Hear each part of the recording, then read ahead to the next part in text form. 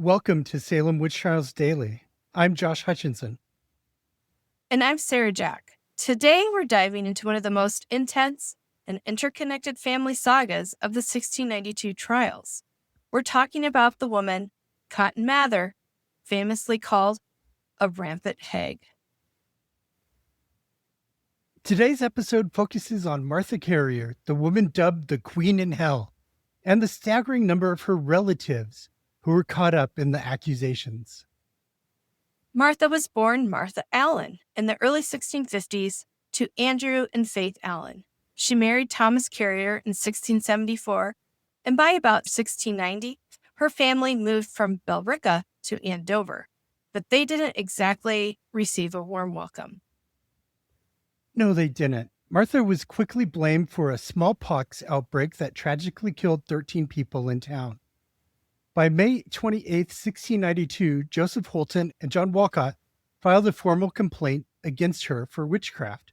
They claimed she was afflicting some of the most well-known afflicted girls, including Mary Walcott, Abigail Williams, and Ann Putnam Jr. The legal machinery moved fast. A warrant was issued the same day as the complaint. She was arrested and examined on May 31st, and by July 1st, she was indicted for afflicting Mary Walcott and Elizabeth Hubbard. It was during this period, specifically on July 21st, that Mary Lacey Jr. gave Martha that infamous title, the Queen in Hell. Martha was tried on August 3rd and executed August 19th. But she wasn't an isolated target. To understand her case, you have to look at the Ingalls family. Martha's mother, Faith, was an Ingalls. If you look at the descendants of Edmund and Anne Ingalls, Faith's parents, at least 15 of them were accused of witchcraft, along with 2 of their spouses. And by the way, another famous descendant of Edmund and Anne Ingalls is Laura Ingalls Wilder, the author of Little House on the Prairie. It's a massive web. Let's look at Martha's immediate circle. Her sister, Mary Ellen Toothaker, was also accused of witchcraft. Mary's husband, Roger Toothaker, was arrested and unfortunately died in jail.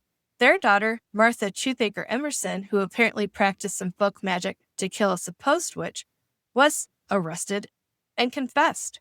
But Mary's son, Alan Toothaker, testified against his aunt, Martha. And then there are Martha's own children. It's heartbreaking.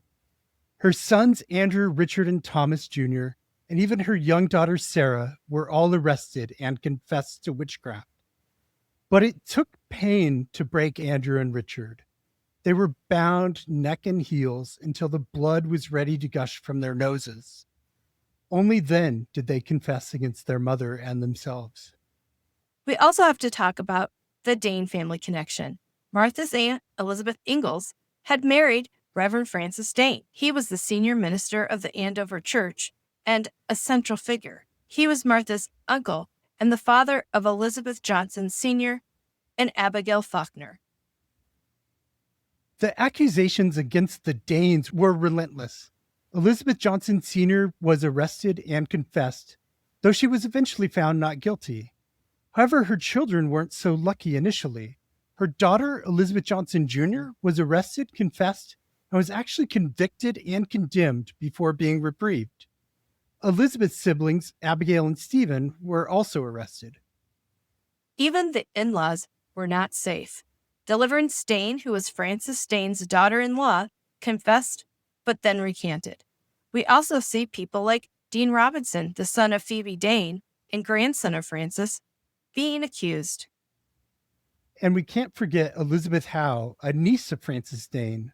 Her story is very tragic. She was arrested, tried, convicted, and ultimately hanged. And her brother, John Jackson Sr., and his son, John Jackson Jr., were also arrested. When you step back and look at it, this wasn't just an attack on an individual queen in hell. It was an absolute dismantling of an entire extended kinship network. The Allens, the Carriers, the Toothakers, the Danes, and the Johnsons.